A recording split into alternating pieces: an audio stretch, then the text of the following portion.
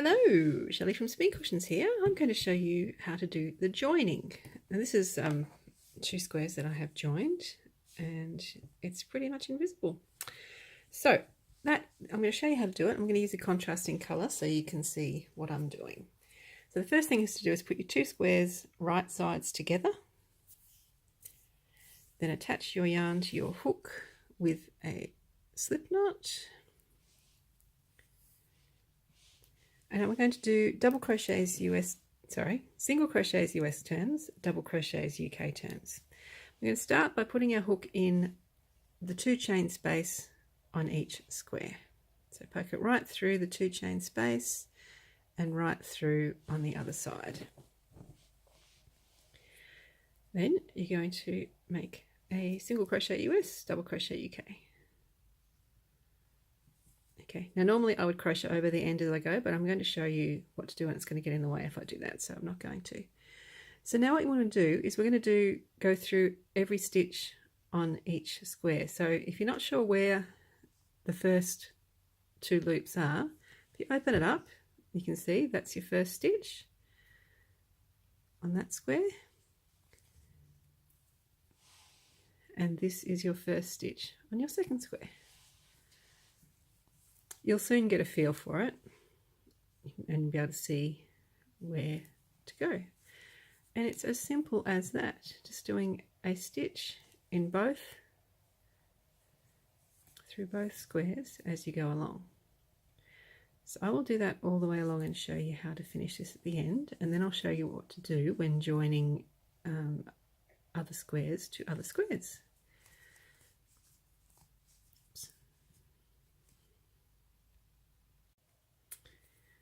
Okay, so I'm almost at the end, and you might be a little bit alarmed when you get near the end. It looks like the top square is going to be a little bit shorter than the other square, but they're actually the same number of stitches. It's just because stitches lean slightly to one side, it looks a little odd. If we open this up, you see I've got 1, 2, 3 stitches left on this side, and 1, 2, 3 stitches left on this side, and it's all good. So 1, 2 and 3, and then we end with a stitch in the two chain space of both squares. So through there, and that's that. So we're going to join our squares into long strips, and then we're going to join the strips together. So let's have a look. So that's what it looks like on the back. When we open it up, it becomes a nice flat join. It's very visible, obviously, because I've used the contrasting colour. You're quite welcome to do that if you like that look. But if you want it to blend in, then just use the same colour as I've done there. All right, I'll be back in a moment and show you how to join your strips together, what to do when you get to these bits, and also how to join a strip of these onto our big square. So keep watching and I'll show you the next bit. All right, let me show you what to do when joining two strips together. So here I have some strips from the middle of the blanket. I've held them right sides together, just like we do when joining the squares together. I've started here, I've come all the way up here, I'm almost at the join. I've got 2 stitches to go.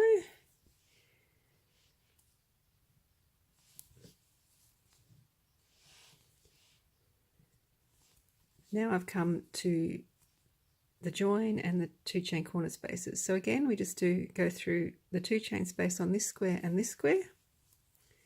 Then we ignore the join and go over to the 2 chain space on the next square. And then continue on.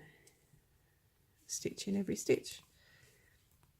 I'll just do a couple and then I'll show you what it looks like. Okay, so when you open it up, it will flatten out. You've kind of got this little square. So you've got in the 2 chain space from one join and the 2 chain space from going in the other way. And it creates a nice little flat join. So next, the only other thing I need to show you with the joining is when we're actually joining our 3 squares, our small squares to the large square, we have to do something a little bit different. Okay, now the reason is, oops, excuse me. This has a stitch count of 84 stitches, I think, and two chain corner spaces, whereas we've got corner spaces here and all the way up here we'll be joining. There's a 5 stitch difference, so I'm going to show you how to deal with that. Right, so I've started joining. Almost up to the join. I've got completely the wrong hook size for this, but we'll just continue on. Okay, so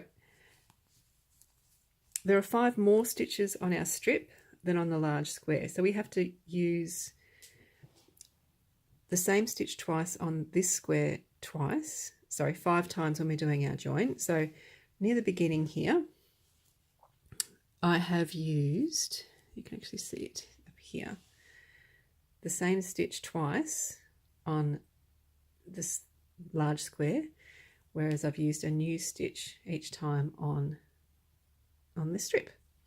So I'm going to do 2 on here, 2 of those doubles, 1 on the next square and then 2 on the doubles, and that'll make up our 5 stitch difference. So I'm going to do another double one here. So I've just used this stitch here on the strip, the joined strip, and I've used this stitch here on the back square. So now I'm going to use the next stitch on the strip, and I'm going back and use the same stitch that I just joined into on the large square. So that's how you accommodate different stitch counts. Now the other difference, I'll just go to the next stitch, is when we get to our our join, really. So we're going to count the 2 chain corner space. We're going to use that to make 1 stitch.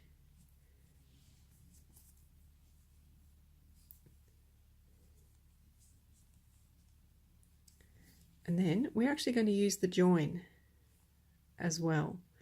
So I'm just going to poke my hook through that joining stitch, and then the next free stitch on the back square, just do a stitch, and then in the 2 chain space of this square and the next stitch of here, and continue on. So in this middle, in the middle square of our long strip, we're going to use the same stitch twice in the middle on this one, and all new stitches on this one. Use the 2 chain space, join 2 chain space, every stitch along the side, and that will join our strip to our large square. So have a close-up look at what that looks like. There. So easy. So that's basically the joining. You just need to do all that over and over again for all of our squares and strips, and you'll soon have a blanket. So enjoy the process, and very soon you'll have a complete blanket. And we'll just have to do the border. So thanks for joining me. Look out for the border pattern on the blog, speedcushions.com, and I'll see you soon.